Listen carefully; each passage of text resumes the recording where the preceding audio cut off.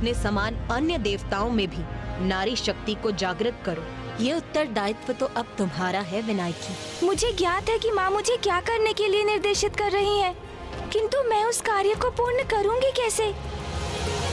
तुम्हें यहाँ से लौटना चाहिए पुत्र। अभी जाना होगा मुझे, अभी तो मेरा मन ही नहीं भरा।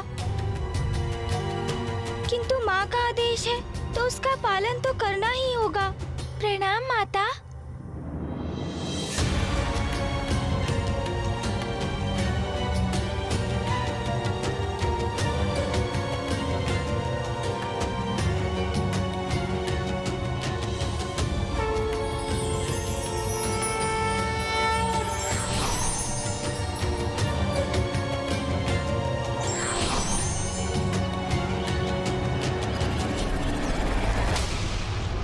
इंद्रदेव, तुमने मेरे भ्राता नमूची का वध किया और अब सूर्यदेव ने मेरे अनुज के प्राण लेने का प्रयत्न किया।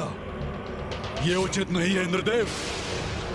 अब देखो, मैं असुर महानायक शुंभ तुम्हारे अपराधों के दंड स्वरूप तुम सबकी कैसी दुर्दशा करता हूं। सब मुक्त हो जाओ।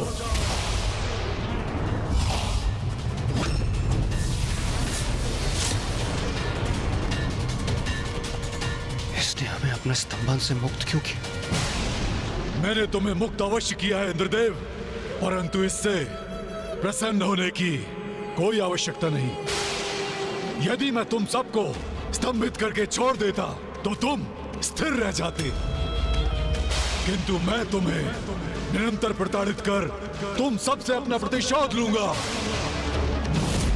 तुम सबको मैंने मुक्त किया है पुनः बंदी बनाने के लिए।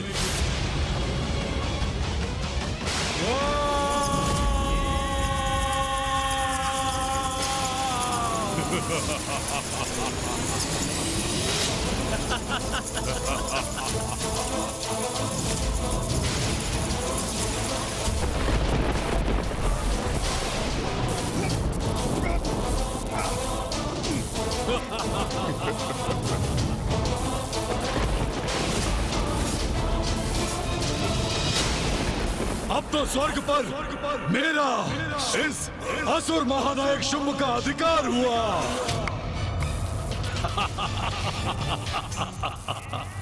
पिछली बार तो प्रथम पूज्य गणेश ने तुम सबकी रक्षा कर दी थी। अब कहाँ है वो? अब तुम्हें मुझसे कौन बचाएगा? इंद्रदेव?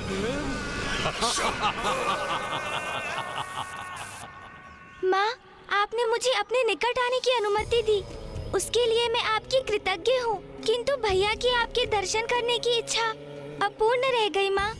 अब ज्ञात नहीं उन्हें वो अवसर कब प्राप्त होगा, किंतु आप कब कैलाश लौटेंगी माँ? गणेश, भैया आ गए। कहाँ हो तुम अनुज? भैया तो कदाचित इस रूप में मुझे पहचान ही नहीं सकेंगे, असमंजस में पड़ जाएंगे वो। मुझे पुनः अपने गणेश रूप में आ जाना चाहिए।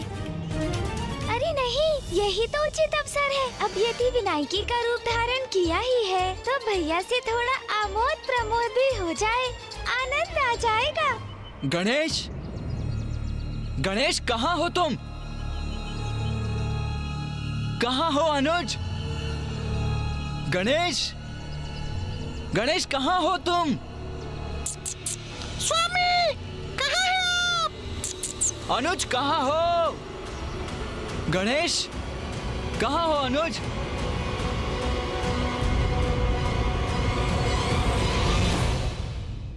देवी। हाँ जी। क्या आपने? कितना मधुर स्वर है आपका। कौन हो सकती है ये स्त्री? सुनकर मेरा मन तो अति आनंदित हो गया। पुनः कुछ कहिए ना। अकस्मात इस प्रकार आपके समक्ष आने के लिए मैं क्षमा चाहता हूँ, किंतु यहाँ आने का मेरा केवल एक ही प्रयोजन था, अपने भ्राता को ढूंढना। अब वो यहाँ नहीं है तो हम आगे बढ़ते हैं। चलिए मूषक जी, हम आगे ढूंढते हैं। अरे नहीं नहीं नहीं ना, भला ऐसे क्यों जा रहे हैं आप? इस मात आने का अपराध किया है आपने, तो अचानक जाने के दोष से तो मुक्त होइए। ऐसे मत जाइए, कुछ बोलिए ना कुछ बोलते रहिए ना। ये क्या कह रही हैं आप? देखिए, मेरे पास इन सब के लिए समय नहीं है। आप जो भी हैं देवी, मैं आपका अपमान नहीं करना चाहता हूँ, इसीलिए। अरे ये क्या हो रहा है आपको? आपका संतुलन क्यों बिगड़ता जा रहा है? स्वयं को संभालिए देवी। कैसे संभालूं अपने आप को?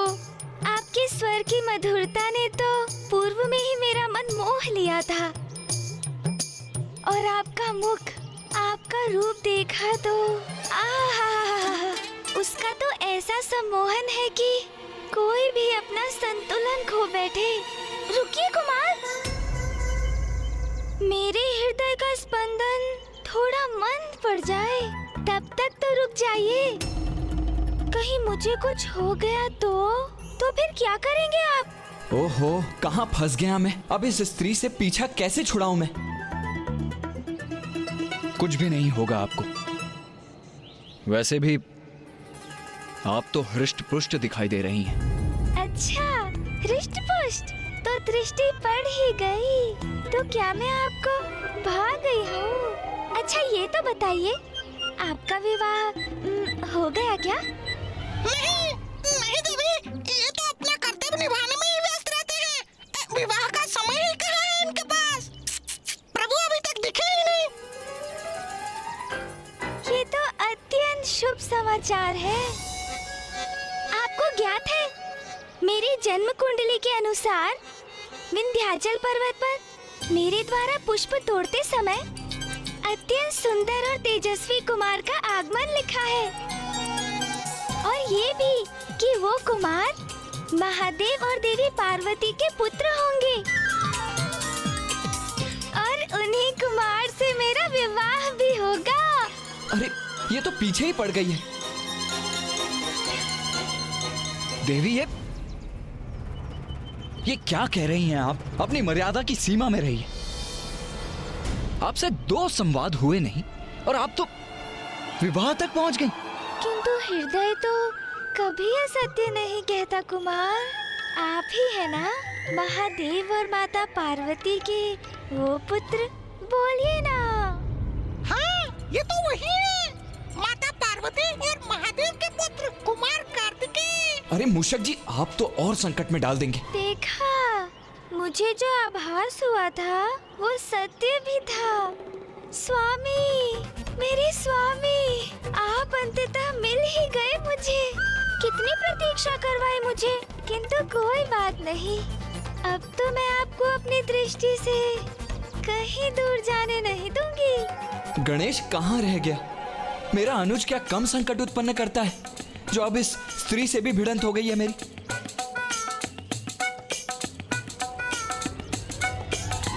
अरे ये कैसा अनर्गल प्रलाप कर रही हैं आप? मैं किसी का स्वामी नहीं हूँ और ना ही किसी का स्वामी बनने की कोई इच्छा रखता हूँ। नहीं नहीं स्वामी, ऐसा मत कहिए। नियति को कैसे नकार सकते हैं आप? आपको तो मुझसे विवाह करना ही होगा। देखिए तो सही, मैंने तो अपने मन में आपको अपना स्वामी ही मान लिया है। इतने वर्षों से आपको पाने के लिए ही तो यहाँ इस पर्वत पर पुष्प तोड़ने आती रही हूँ मैं। अब तो मेरा मनोरथ भी सिद्ध हो गया। अब मैं आपकी अर्धांगिनी हूँ स्वामी। यहाँ रुककर एक क्षण भी व्यर्थ नहीं करूंगा मैं। चलिए मूषक जी। जी कार्तिकेय जी। भैया, आपको ऐसे नहीं जाने दूंगी मैं। अंततः प्राण छूटे उस स्त्री से किसी प्रकार पीछा छुड़ा के। रक्षा करो, कोई मेरी रक्षा करो, कोई मेरी रक्षा करो। ये तो उसी स्त्री का स्वर है। क्या संकट आया होगा उस पर? मूषक जी, हमें उनकी सहायता करनी चाहिए। चलिए। हाँ, चलिए कार्तिकेय जी। रक्षा करो, कोई मेरी रक्षा करो। इसे देखकर तो ये प्रतीत नहीं होता कि ये किसी संकट में है। फिर ये बचाओ बचाओ की चित्कार क्यों कर रही है? रक्षा करो, क्या हुआ? सहायता की गुहार क्यों लगा रही थी आप? ओह, तो इसका तात्पर्य है आपको मेरी भी चिंता है। इसका अर्थ तो यही है, आपको प्रेम है मुझसे। मुझे ज्ञात था स्वामी, मैं पुकारूंगी तो आप अवश्य आएंगे। किंतु मुझे क्षमा कर दीजिए स्वामी, मैं तो बस अपने इस विश्वास की पुष्टि कर रही थी। किंतु स्वामी, ये तो प्रमाणित हो गया कि आपके हृदय में मेरे लिए स्थान है। मुझे आपसे कोई प्रेम वेम नहीं है। मैं तो आपसे परिचित तक नहीं हूँ। मुझे रिझाने का व्यर्थ प्रयास कर रही हैं आप।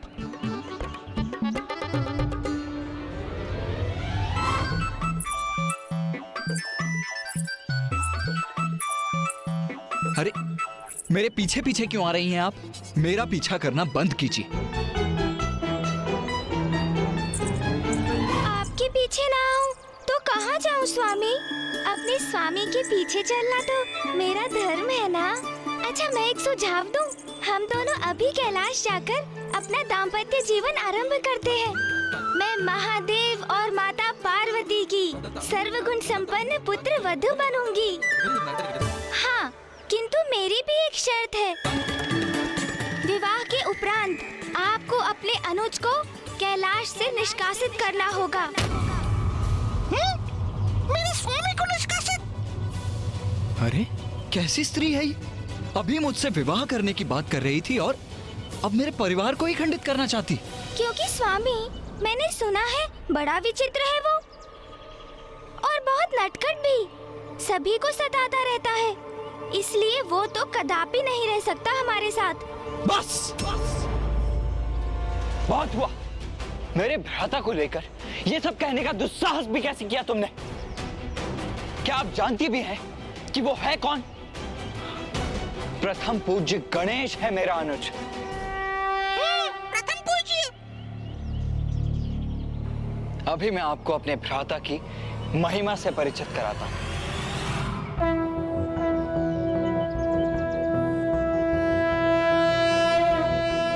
प्रणम्यं शिरसा देव गौरीपुत्रं विनायकं भक्तावासं स्मर नित्यं आयुः कामार्थसिद्धये।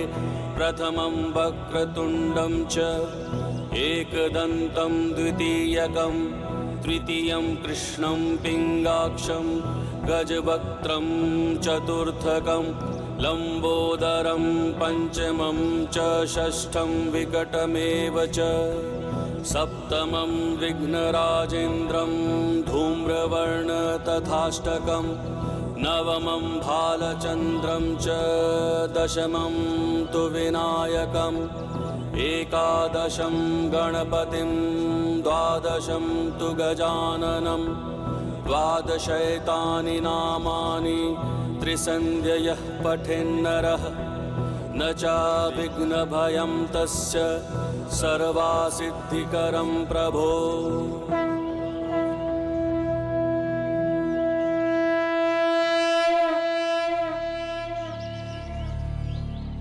ऐसा है मेरा गणेश और ऐसी है उसकी महानता। उचित है फिर। यदि आप इतना कह ही रहे हैं तो मैं विवाह के उपरांत आपके अनुज को हमारे साथ रहने की अनुमति देती हूँ। किंतु अब विवाह तो कर ले। विवाह? कैसा विवाह? कौन सा विवाह? गणेश, कहाँ हो तुम? तुम्हें ढूंढते ढूंढते ये किस कठिनाई में फंस गया मैं।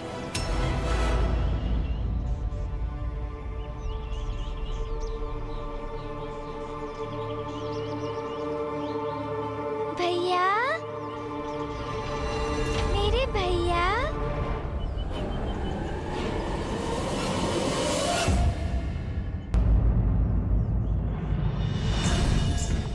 प्रभु,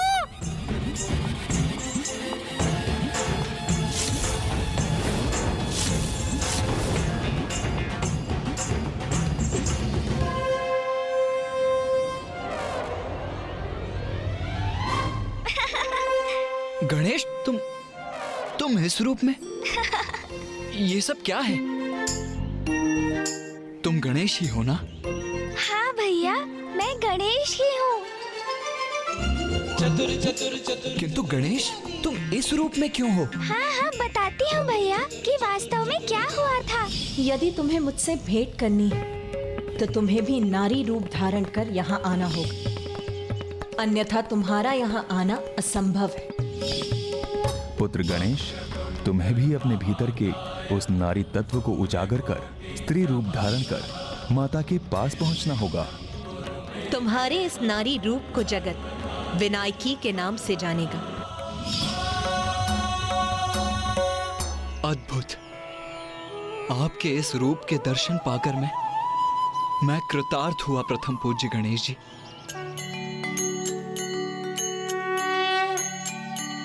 नीलाभा नीलवर्णा च नीललोहित पिंडला गजवक्त्रा महाकाया त्रिनेत्रा मुकुटोज्ज्वला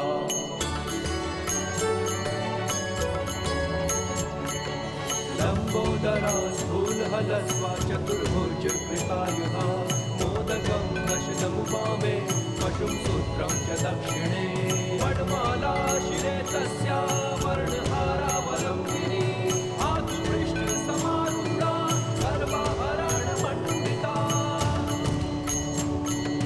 विनायकी महादेवी गज जन्म परीक्षदा विनायकी महादेवी गज जन्म परीक्षदा विनायकी महादेवी गज जन्म परीक्षदा विनायकी महादेवी गज जन्म परीक्षदा।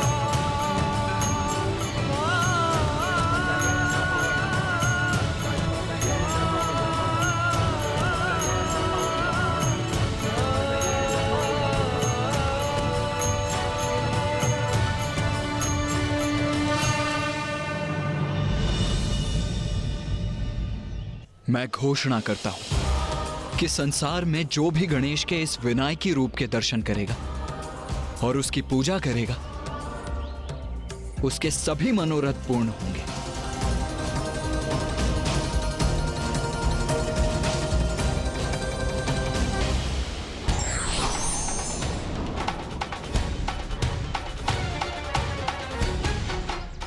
भैया, मुझे क्षमा कर दीजिए, मैं तो बस आपके साथ परिहास कर रहा था। किंतु क्या करता भैया, इतना सुनहरा अवसर जो प्राप्त हुआ था तो उसे कैसे गंवाता मैं? फिर उन स्त्री ने भी तो कहा था कि गणेश बहुत नटखट है। चलो, कठिनाई के इस समय में मेरे कारण तुम आनंदित तो हुए। मुझे क्षमा कीजिए भैया, मैं स्वयं को रोक नहीं सका। अच्छा, अब ये बताओ कि माँ से भेंट हुई तुम्हारी? कैसी है वो? क्या कहा उन्होंने? माँ से भेंट तो हुई मेरी, वो यहीं इस विंध्याचल पर्वत पर ध्यानस्थ है।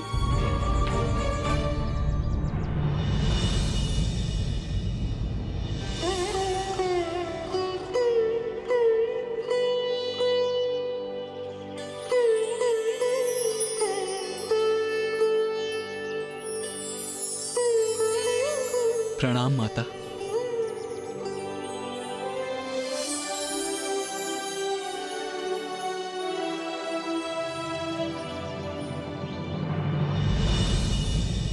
किंतु गणेश, ये तो बताओ कि माँ ने तुमसे कहा क्या?